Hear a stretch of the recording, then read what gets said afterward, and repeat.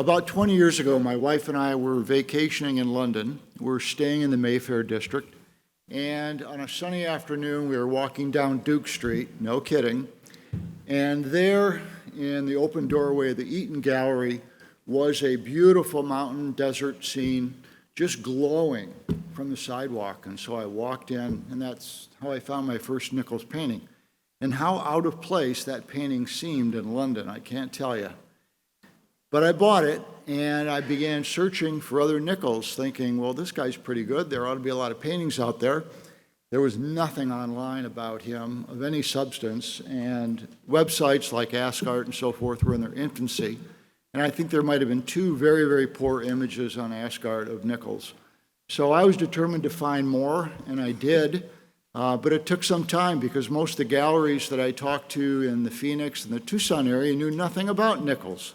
And I thought, here's this guy painting Arizona scenes, but they didn't know anything about him. And it wasn't until I met the late Richard Plumley, he knew a lot about Nicols. And I think he was glad to meet me because he needed buyers for Arizona scenes because he was selling all you folks the Texas scenes. So that worked out quite well. So as I got several paintings, I thought, how much fun would it be to do a book? And I know nothing about writing a biography. I know nothing about doing the research that was necessary. But I did enjoy finding the paintings. And so I looked to my good friend Gayle Boss of just over 50 years. We attended Little Charlevoix High together. She was the smartest student that ever went through Charlevoix High School. And Gayle gladly agreed to help me. So here's Gayle.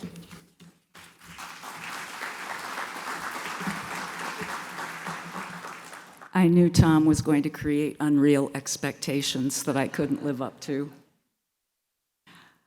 Well, as Tom said, I'm a freelance writer, one grateful to him for the engaging opportunity to piece together a kind of mosaic portrait of this intriguing artist, a man who, for as far back as his family in this country could recount, were natives of northern greenscapes. In the middle of his life, became entranced with your part of the country, with the desert Southwest. I compare writing his biography to kind of piecing together a mosaic because when Tom and I began this project, we could only find scattered bits and pieces of information about Nicols, and often they were contradictory. For example, we found writers who said that Nicols moved to El Paso in 1919, 1921, 1922, and 1928. We had to sort it all out, and that was only the beginning of sorting it out. But from all of these odd scattered bits and pieces, with the help of many generous accomplices, I think we managed to put together a kind of coherent portrait of this intriguing artist whose paintings changed the course of art in the American Southwest. Our book, Everything But Gray, gathers together the largest assemblage of Nicols paintings ever seen in one place, as well as the first documented biography of his life. There are copies out there in the Cassetta booth, and you can also order it online at our website. So, the life of Audley D. Nicols begins in this house at the corner of Beaver and Straight Streets in Sewickley, Pennsylvania. It's about 12 miles outside Pittsburgh, and the home was built in 1850 by Nicols' maternal grandfather, a man named James McLaughlin. McLaughlin and his wife raised 3 daughters here, one of them named Lizzie, and in 1874, Lizzie married Partial Nicols in this house. The following year, they had their first child, a son, Audley Dean. 5 more children followed, so it was a busy household. But in all of that busyness, Lizzie found time to give art lessons to her oldest son. She recognized something in the young boy of talent. And it's no wonder. She herself had studied with the noted Pittsburgh portrait and landscape painter George Hetzel, and she had also taught drawing and painting at the Steubenville Seminary in Steubenville, Ohio, and she helped to found the Pittsburgh School of Design as well. Well, we don't know how seriously the mother and son took their early art lessons, but But an illness that struck young Audley proved that these art lessons were going to be crucial to his life. Sometime in his youth, we don't know exactly when, Audley contracted extrapulmonary tuberculosis. Now, this was tuberculosis, TB, that infected not his lungs, but the bones of his hips and his legs. And for the rest of his life, it handicapped his legs so that he had to use a cane. And overall, people described his health as delicate.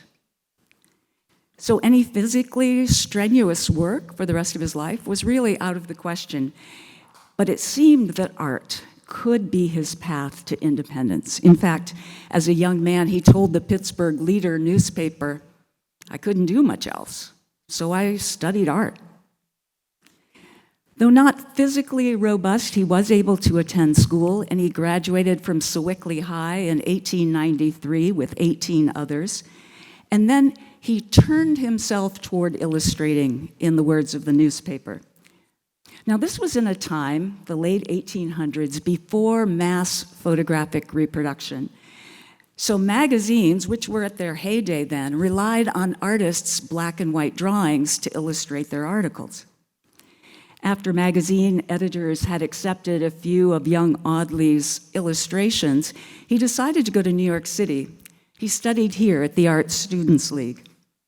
And within 2 years, he was working as an illustrator for magazines like Harper's and the Century, and he was being included in salons and parties around New York City with famous illustrators of the day like Charles Dana Gibson, who gave us the iconic Gibson Girl image, and also Howard Chandler Christie. So it seemed his career was off to a strong start. But then his always delicate health broke down completely. In about 1900, he went back to Sewickley to recover. According to an article in the Pittsburgh Leader, Nicols tried traveling for some time in search of health, but he returned home in such a condition, the newspaper reported, that he was compelled to undergo a severe surgical operation. Now, what that operation was, we don't know, but we do know that his recovery was slow. By the time he was even modestly healthy again, he'd been away from New York City and all illustrating work for 3 years. During his long, slow recovery in the family home, Nicols told the newspaper that he started to work a little with colors. Now, in his telling of the story, even though he'd studied in New York City with famous painters, and even though his mother, who'd given him his first art lessons, was a painter, he told the newspaper, "I didn't even know how to arrange my colors on the palette." That seems curious, but nonetheless, it's the way he told the story. And during that interview, he showed the reporter his most recent oil painting. This is a portrait of his sister Alice, made in 1904. It's now in the collection of the El Paso Museum of Art. He also told the reporter, when he showed the reporter this painting, that he planned to dedicate himself henceforth to painting. Now, not only was this because he liked painting, but it was also because the demand for his illustrations was starting to dwindle. Not because he was not getting better, but the half-tone engraving process was getting better. And it was being perfected to the point where it allowed magazines to use photographs rather than artists' drawings for their articles. So Nicols, a practical young man, saw the handwriting on the wall, and he knew he was going to have to adapt his talent to the times.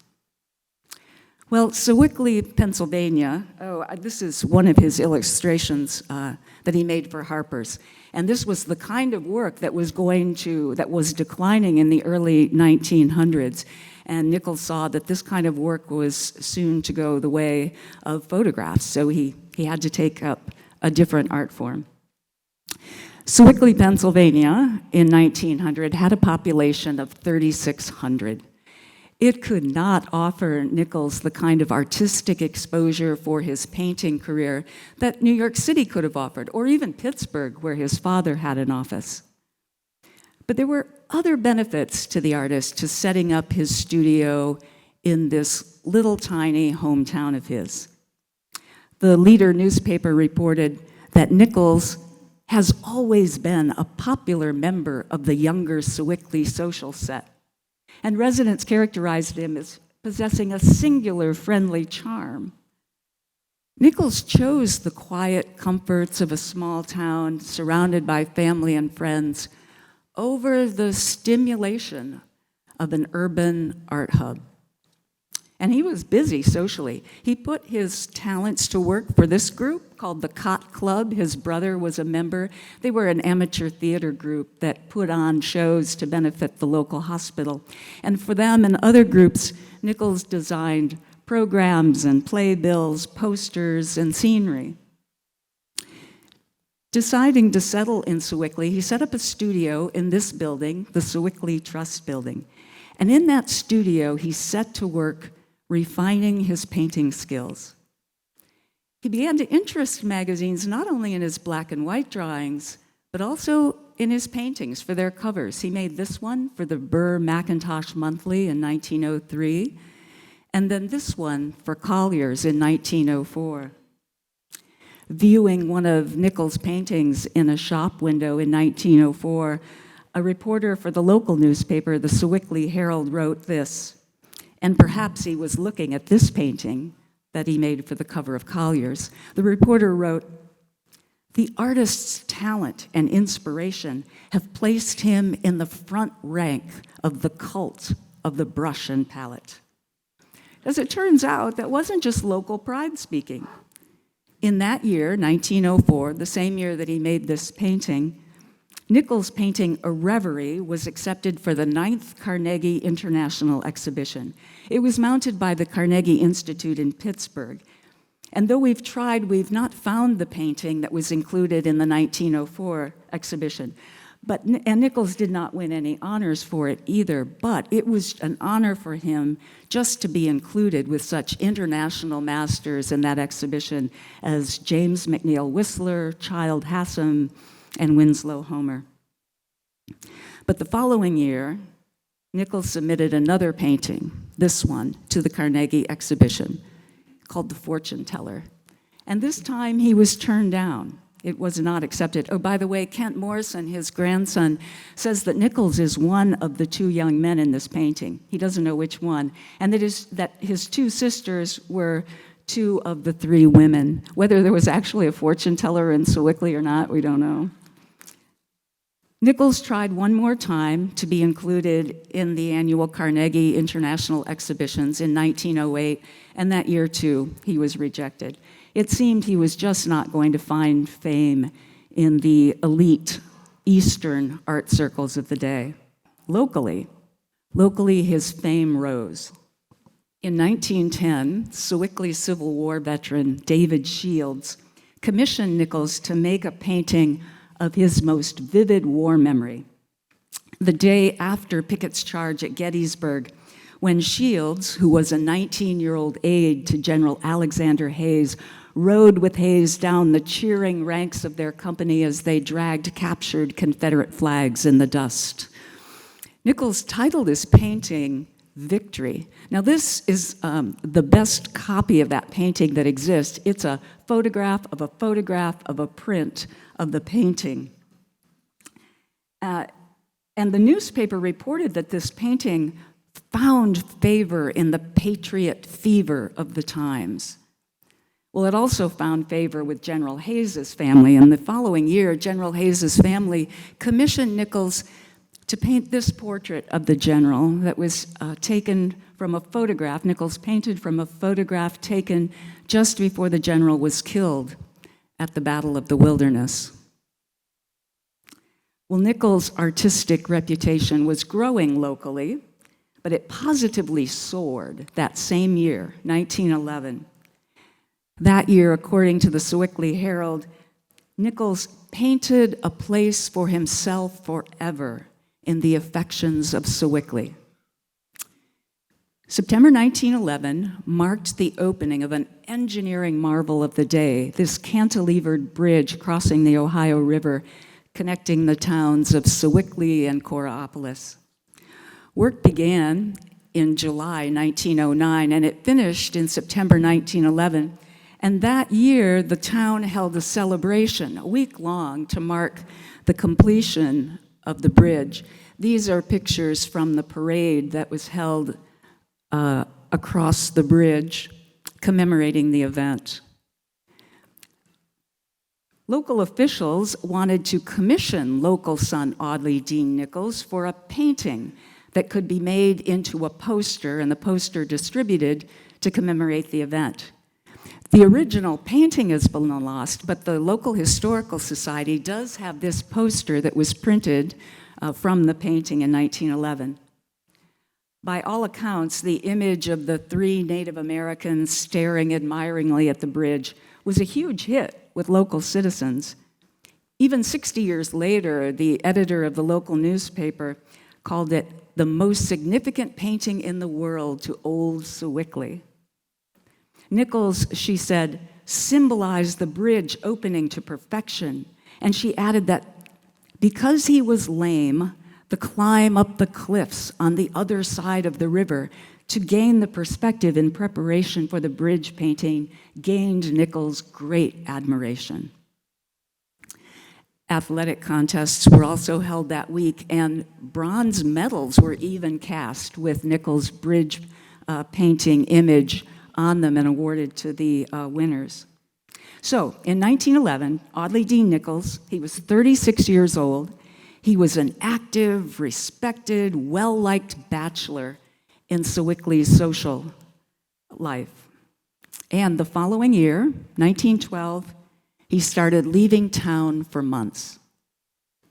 Most likely, it was in 1912 that Nicols made his first trip to the Southwest, specifically to the desert outside Tucson. This is one of Nicols' own photographs of the area. Now today, we Northerners, we don't think twice if somebody gets out of the cold to go to Tucson or anywhere down here to get out of the cold for a few months. And in 1912, tuberculosis sufferers like Nicols were coming in droves to the Southwest, to the sanatoriums, to find a cure. But Nicols didn't leave Pennsylvania in the heart of winter. He left in March, when spring is breaking over the hills of western Pennsylvania. And he didn't go to a tuberculosis sanatorium either, or even to a big city where he could have found comfortable lodgings.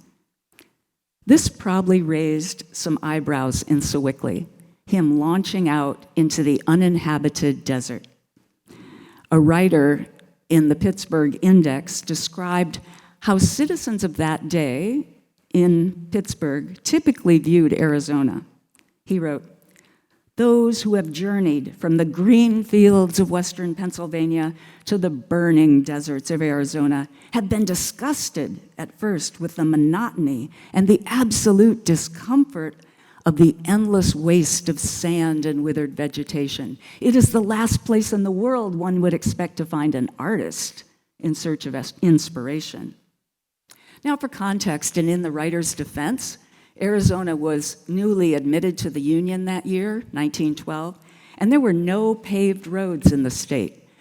There were only a few miles of gravel roads, and most roads were simply unimproved dirt. Out past human settlement, there weren't even wagon tracks to mark the way. Nicols, however, was not in the least daunted. This is the almost jocular description that he gave to the Sewickley Herald about his trip to the Arizona desert in 1916. "And I wish you could have seen that automobile. We had 2 folding cots on the front guards, 2 suitcases, 3 2-gallon canteens, camp chairs, cooking utensils, food for 2 weeks and then some, a tarpaulin, cans of extra gas, my painting gear, and a wildcat kitten in a sugar bag. But the kitten got away. A cowpuncher who held us up for the makings said it was a shame to load down any automobile that away." Yes, in that year, Nicols' heavily weighted car got stuck in the sand. Fortunately, a friendly rancher happened along and pulled the car out with a team of horses. Nicols knew just how lucky he was on that trip. The following year, in 1917, he told the newspaper about passing the graves of 42 prospectors who had died of thirst in the desert. He said, A number of the poor chaps had worn off the first joints of their fingers in their last struggle for water. Now remember, this is a man who walked with a pronounced limp, whose health was less than robust, yet each spring, beginning in 1912, he ventured into a place that he himself called the land of the survival of the fittest. And the fittest he was not, but he was also not a fool. Always he had at least one companion with him, usually one or two of the friars from the mission outside of Tucson. And early on, he began visiting the natives of the region, the tribe he called the Papago. He admired them, and he learned about desert living from them. But still, these were not easy trips for any non-native, especially for a limping, less than robust person. Why did Audley Dean Nicols take the risks that he took? The reporter for the Pittsburgh Index claimed that it was a search for fresh material that sent Nicols into the arid regions of no man. He wrote, "It was a desire for the painter to find something different from the conventional brooks and woodlands of the East that had been painted to tedium." But Nicols, as far as we know, had never painted a landscape in 1912 when he made his first trip to Arizona. Yes, he'd used landscapes as backdrops, like for his bridge painting and for the fortune teller, but he had never painted, as far as we know, a landscape per se. So was he looking for something different than the conventional brooks and woodlands of the East to paint? Still, the search for fresh material could be an explanation in a larger sense. It had only been about 25 years since the railroads had opened up the Southwest for travelers. Especially in the East and the Midwest, there was a fascination in the 19 teens with anything Southwest. And not only the landscape, but also the cowboy, the Indian, and the Mexican cultures here of the Southwest. Perhaps Nicols went to Arizona thinking that just as he had painted people pictures in the Northeast, he would paint the unique peoples of the Southwest. Other artists were coming here to do just that, artists like Dunton and Joseph Henry Sharp, and they were sending their paintings back east to Philadelphia, Chicago, New York, for a public hungry to see Southwest images. Nicols had likely seen some of their paintings, and perhaps he hoped that he would be able to paint the peoples of the Southwest and sell them to this hungry buying public. After all, the audience for his illustrations was continuing to dwindle as photographic reproduction got better and better, and he was looking for a way to sell paintings. There was another pressure on Nicols to sell paintings. His father had died in 1906 in a gruesome accident. He got his leg caught in an elevator in a Pittsburgh bank, and it had to be amputated, but then infection set in and he died, and which left Audley at home with two brothers and his mother, and this was in a day before Social Security and pension plans. So it's likely that he was at least helping to support his mother. And of course, he had traveled before in search of better health. Perhaps he thought that going to the Southwest, he would feel better in the drier climate. So maybe all of these practical reasons, yes, they nudged this well-respected, well-liked, sociable man about Sewickley to get on a train in the early spring of 1912 and travel to the desert around Tucson. But once there, it seemed that something more than the practical struck him. This man, who had painted no landscapes, probably fully expected to see what most Easterners saw in the desert, what the newspaper reporter described as an endless waste of sand and withered vegetation in the land that God forgot. But instead, Nicols was enraptured by the desert. He waxed rhapsodic when he described it to the Sewickley Herald. He wrote, "There are clean, fresh blues in the skies, pinks and yellows in the sunsets, opalescent purple, rose, and lavender in the distant mountains. Dull greens of every shade in the vegetation, and reds and yellows in the rocks and earth, but never gray.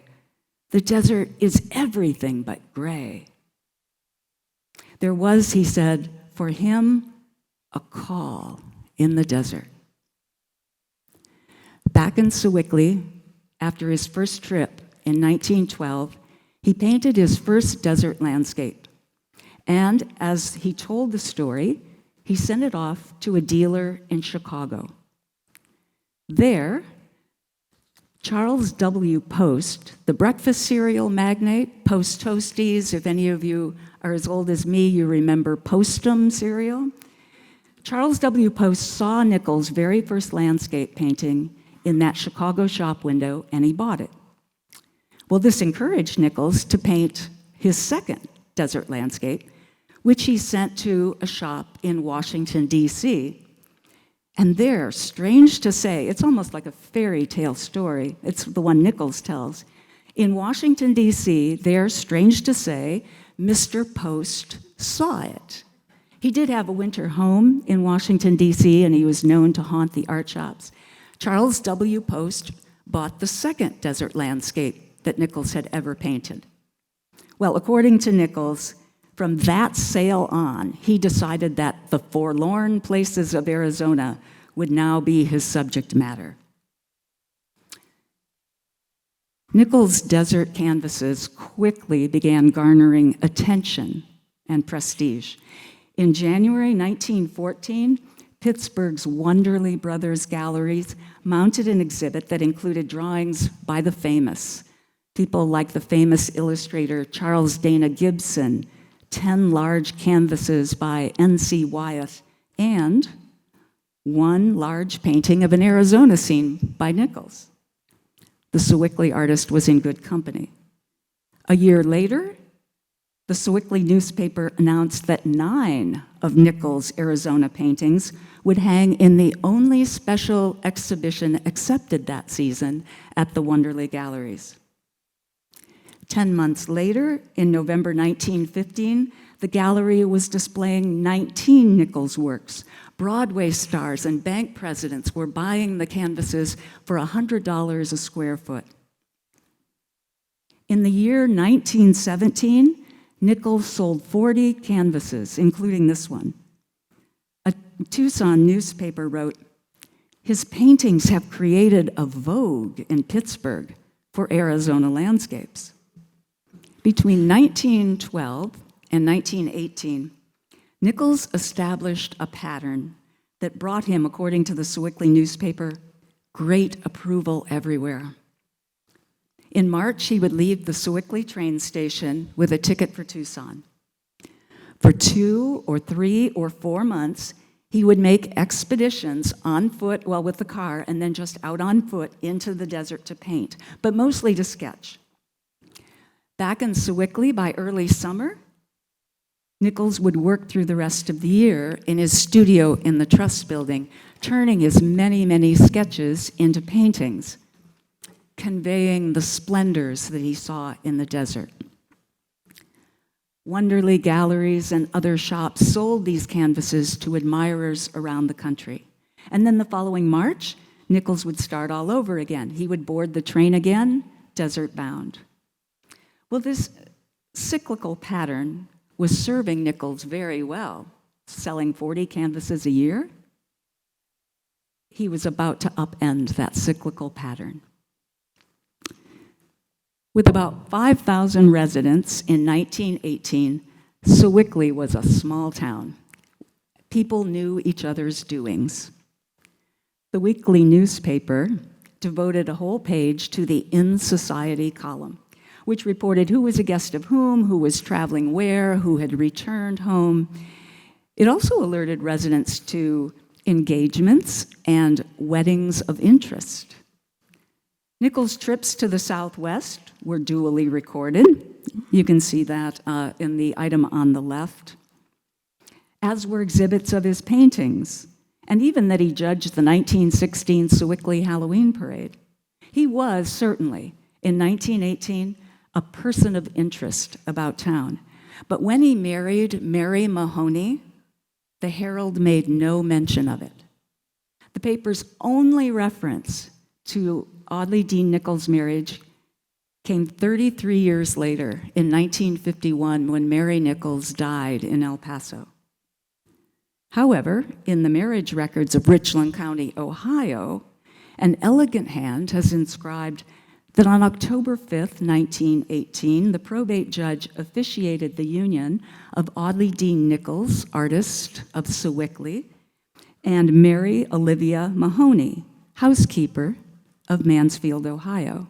19 years younger than her husband, the bride was an Irish immigrant who, according to Kent Morrison, Nichols' grandson, worked as the upstairs maid in the family home on Beaver Street. 2 weeks later, the local newspaper ran an obituary for Nichols' younger brother, Werner, who died in the Spanish flu epidemic. It noted that surviving brothers, Audley and Lowell, lived at home with their mother. No mention of Audley's wife. Then, on December 11, 1918, a son, Audley Dean Jr., was born to Mr. and Mrs. Audley Nichols. This, too, went publicly unacknowledged. Now, yes, it's possible the Nicholses managed to keep their life together a secret.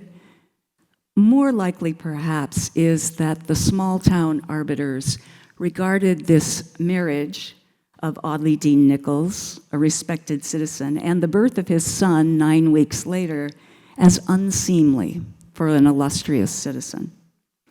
For all their interests in his earlier travels, the paper also said nothing about his departure from Sewickley, Pennsylvania, with his new family. Sometime in the winter of 1919, Audley Dean Nichols stood on the platform of the Sewickley train station. He had a new wife and an infant son. He was 43 years old, and he was leaving the town that his mother's family had called home for more than a century, a town where he had been popular and respected.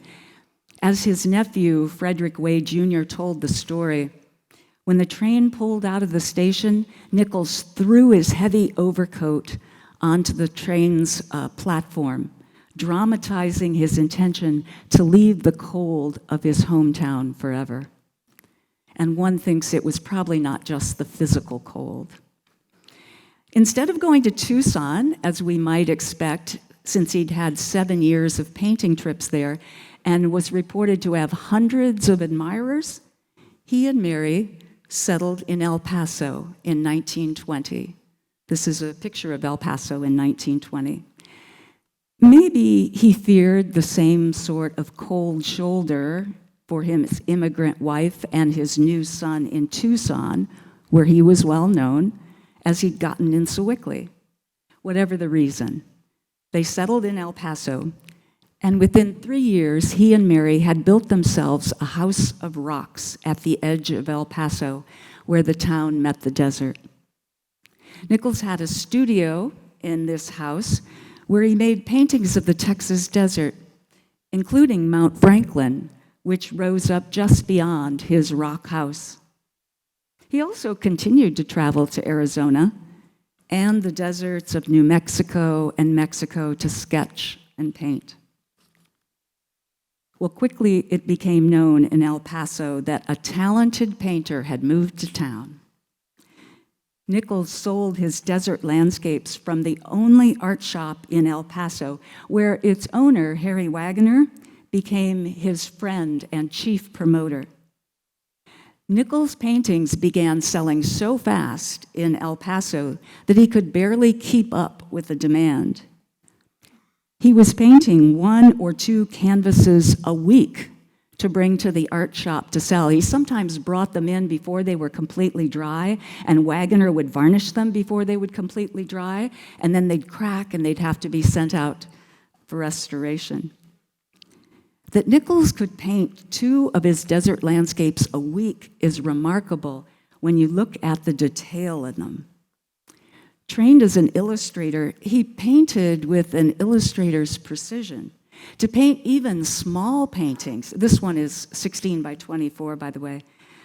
To paint even small paintings with that kind of detail at the rate of 2 a week, well, it's no wonder that he became known in El Paso as a solitary artist. He had to be solitary just to keep up with demand. This popular member of the younger Sewickley social set in El Paso was withdrawing. He was withdrawing into the desert and into his studio. But he wasn't a hermit or a recluse.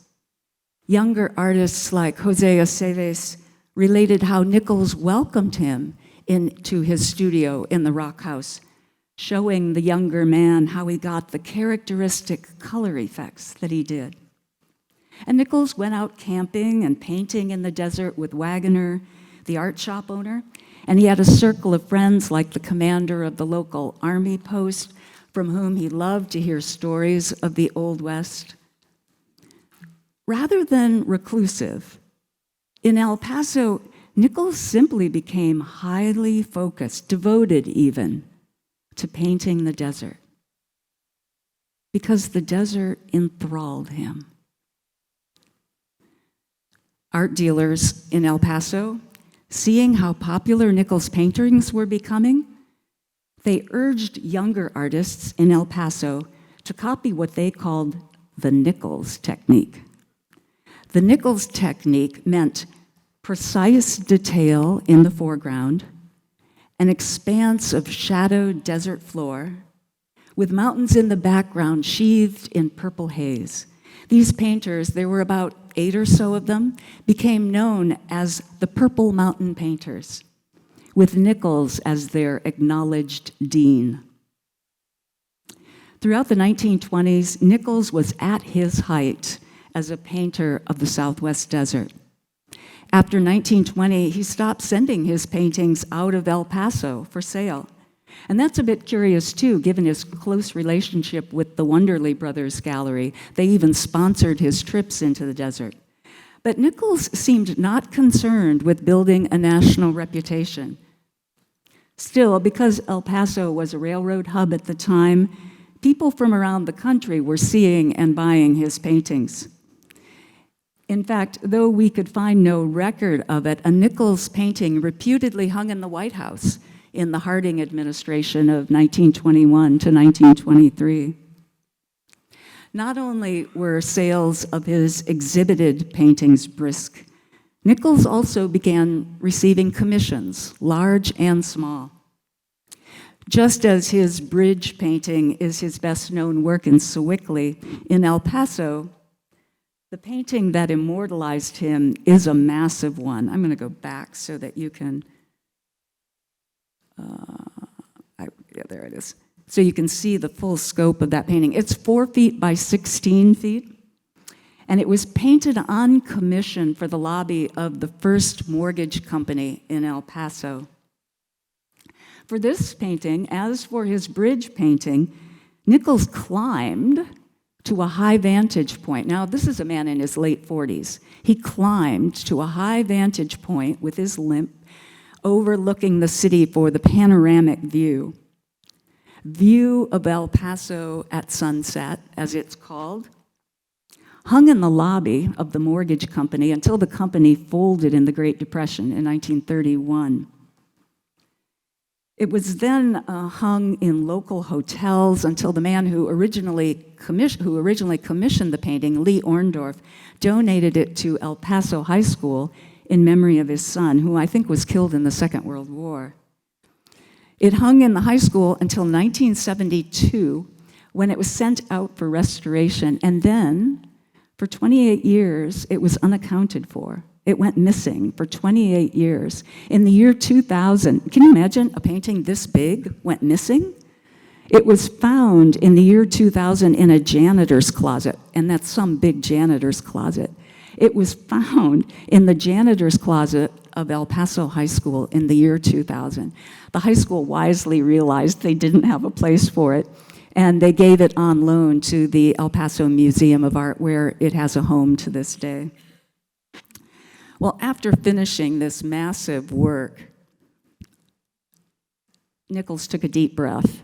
This is 1923, and he and his family decided to make a long road trip back to Pennsylvania. It's likely the first time they'd been back since leaving 4 years before. The 2,800-mile trip took 2 weeks and 2 days by car, and Nicols told the Sewickley Herald that the 2-block stretch of Upper Broad Street, which you see here approaching his mother's house, in his words, was the roughest, the bumpiest, and the hardest on the car of any encountered in the trip. One wonders whether he wasn't speaking more of the effect on him than on the car. In 1927, Nicols had another boost to his national reputation when this painting of his, West Texas Wildflowers, was accepted into the Texas Wildflower Competitive Exhibition, better known as the Davis competitions. I'm guessing that many of you here know the background story of those exhibitions. Unconventional oil wildcatter Edgar B. Davis proposed an idea as big as his personality to art leaders in San Antonio. This city had one of the best established art leagues in the state, and in the year 1926, they had just opened this grand new facility, public art museum, the Whitty. Well, Davis proposed that the San Antonio Art League, to mark the opening of this museum, that the Art League sponsor a national art competition calling artists from around the country to come to Texas. Just come on down, y'all, and paint the native wildflowers. To incentivize that call, Davis offered to underwrite the largest cash prizes ever offered in American art circles up to that time. And the national art community took notice. 350 artists from around the country all came to Texas to paint and to enter their paintings. There was a category reserved just for Texas artists, and that's the category in which Nicols entered this painting, West Texas Wildflowers. It didn't win the $1,000 prize offered in that category, but it did win a $100 honorable mention, and more importantly for Nicols, it was included with a tour of the other winners to New York City, then to 6 Texas cities before coming back to the Whitty for an exhibition. The following year, 1928, the Davis competition was held again here in San Antonio, and this year, in 1928, Nicols' entry, Texas Plains, won second place in that category that was reserved just for Texas artists. That time it did win a $1,000 award, a huge sum for the time, and again, it was toured through New York City and back to Texas before coming here to the Whitty for a grand finale exhibition. In the last year of the Davis competitions, Nicols won another honorable mention. Oh, and by the way, sometime after he painted this, Nicols sent a print of the painting back to his nephew in Sewickley with the inscription, "To one of my favorite people from Uncle Audley." Well, perhaps it was his success in the Davis competitions that got Nicols another major commission, this one in 1929. That year, the president of the Texas and Pacific Railroad bought Nicols' painting of El Capitan, the highest peak in the Guadalupe Range. What he proposed to Nicols and Joe Gandera, who was the new owner of the art shop in El Paso, was that they make the painting into an offset, 8-color, fine lithograph, and that they make 10,000 copies of them, and that they distribute the copies of this lithograph to tourist agencies, hotels, professional offices, and railway ticket offices around the country to advertise the beauties of the West Texas lines, railroad lines. This surely helped to boost Nicols' national reputation, a reputation that he didn't seek. Well, that same year, it was a big year for Nicols, 1929. Besides this commission, In that year, too, another prominent El Pasoan called on Nicols for a high-profile competition. Architect Henry Trost, who built El Paso's first skyscrapers, invited the painter to Douglas, Arizona. The Gadsden Hotel, which you can see there with the striped awnings on the right, was built by Trost in 1907. In 1928, it was swept by fire. And the owner, the hotel's owner, the whiskey magnate, Franklin Mackey, contracted Trost to rebuild it and to spare no expense.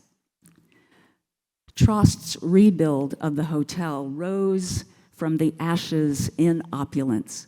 It had a lobby with Italian tiled floors, an Italian marble staircase and columns, a 14-karat gold leaf ceiling with these vaulted 28-foot stained glass skylights. To crown the grand staircase, Trost asked Nicols to design a mural of stained glass that would be crafted by a third El Pasoan, the Tiffany-trained glass master, Ralph Baker. In a lunette below the glass mural hangs a painting that Nicols painted on site in 1929, a scene of cowboys crossing the desert with their cattle, with, of course, the backdrop of hazy purple mountains. Nicols sent a photograph of the painting back to Sewickley to his friend A.C. Walker, which the local newspaper picked up and ran on the front page. The caption proudly noted that Audley Dean Nicols, formerly of Sewickley, has made an international reputation as an artist through his paintings of desert scenes. By the end of the 1920s, Nicols truly was at his height as an artist. The capstone was his election, announced in January 1931, to the Southern National Academy.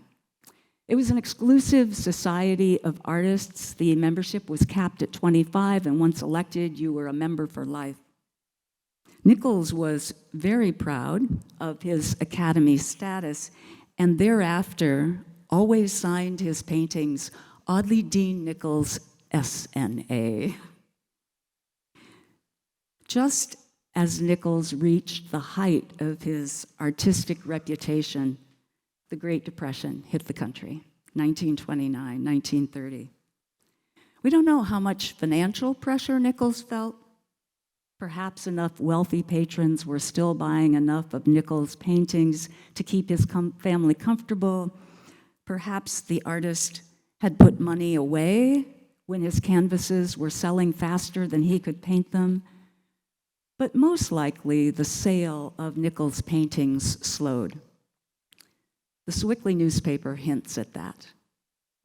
In March of 1931, right after his election to the Southern National Academy, the paper reported that Nicols had sent canvases back home to his brother, Lowell. And that's the first mention, too, of him sending paintings back to Sewickley since his departure 12 years before. The reporter described in glowing detail 2 Arizona landscapes which were displayed in the window of Walker's drugstore, which you see on the right in the foreground there. By June of that year, Lowell was advertising desert landscapes, paintings in oil by Audley Dean Nicols, S.N.A., for sale in the paper's classified ads. This artist, who had won prizes in major competitions, whose work had been displayed in New York City and museums around Texas, one of whose paintings perhaps hung in the White House, was now showing paintings in a drugstore window, and his brother was selling them from the classifieds of a small-town newspaper. Financial need may well have accounted for this arrangement, which continued between the artist and his hometown for the next 2 years. Into this uncertain financial situation, Mary Nicols gave birth to the couple's second child, a daughter, Mary Elizabeth, born in July of 1931. And then, almost exactly a year later, an even greater uncertainty than the Depression clouded the Nicols household. On Friday, August 12, 1932, Nicols was at home when, as he described it, the lights went out. Doctors diagnosed a brain hemorrhage, a kind of stroke. In Sewickley, Lowell Nicols received a telegram late that night. As this article describes, he drove to Pittsburgh, caught a train to Chicago, and then an airplane in turbulent weather to El Paso. Once he got to El Paso, he found that his brother had, in his words, rallied satisfactorily. He told the hometown newspaper that Audley was able to use his paintbrushes as before and seemed likely to continue his pursuits as an artist in about his former state of health. And then he gave a long account of the stormy plane ride, because any plane ride in 1932 was quite a novelty. The artist himself had an equally optimistic outlook for his recovery. Interviewed at home in bed 3 weeks after the stroke, Nicols told the El Paso Times that he felt lucky to have come out of his illness with his faculties unimpaired. Alas, that was not to be the case. Eugene Thurston, a younger El Paso artist who admired and imitated Nicols, related that after the stroke, Nicols couldn't control his hands. He couldn't paint in the precise way that he had before. He tried, but he couldn't, and in his frustration, he would smash canvases.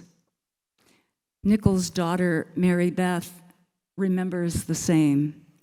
She remembers that she and her mother, Mary, would try to salvage paintings from the trash bins that Nicols had thrown in the trash because he was so frustrated with them. For the book, we could only find one painting that was definitively made after Nicols' stroke. It's a painting done for Stephen F. Austin High School in El Paso under the Public Works of Art project. It was a project of the New Deal that gave work to out-of-work artists in the worst years of the Depression. It's dated 1935, this painting is, and it's clear that this painting lacks the color, subtlety, and the motor control of his earlier work. This may well be Nicols' last artistic effort. At least it's the latest painting that we could find. Physiologically and psychologically, the stroke set in motion Nicols' demise. The popular and charming bachelor in Sewickley's social set in El Paso became more and more solitary, devoted as he was to conveying the splendors that came to him in his calling in the desert. When he could no longer do that, when he could no longer convey those splendors, he became even more isolated, as any sick person does. His last years were spent close in the home, according to the El Paso Herald-Post, looking out on the mountains and the El Paso Mesa and Valley. On November 13th, 1941, 9 years after the stroke that essentially ended his painting career, Nicols died at home in the rock house that he and Mary built at the base of Mount Franklin. He was 66 years old.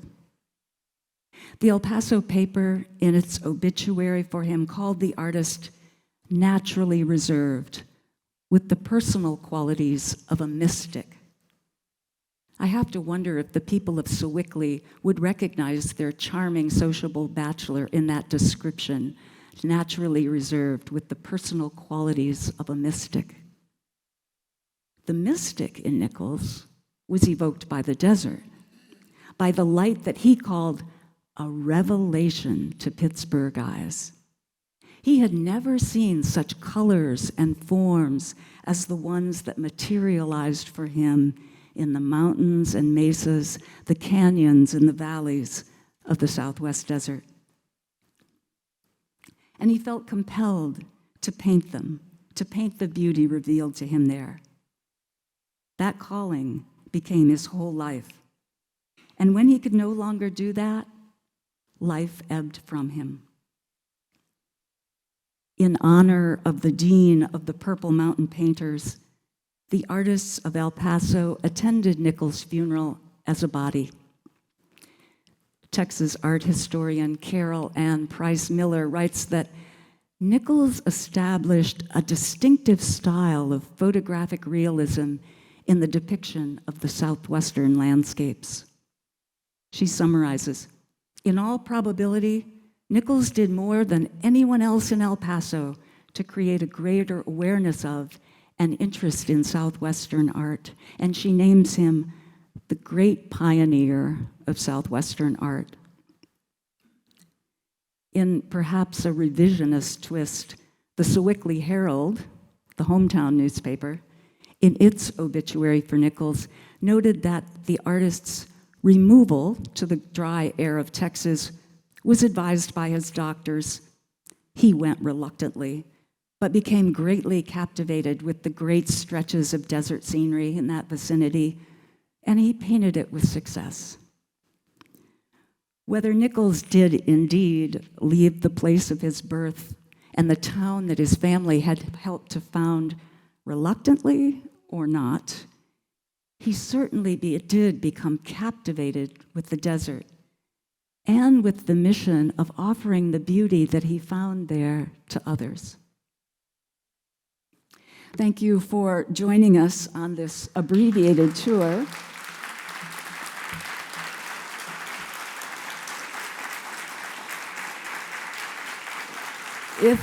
Thank you. If you'd like to see more Nicols paintings and, of course, read more stories of his life, you can find them in the book Everything But Gray, or you can order it on your website. And thank you, too. I have to say, this is my first trip to Texas, and your welcome has been more than warm and generous. So thank you.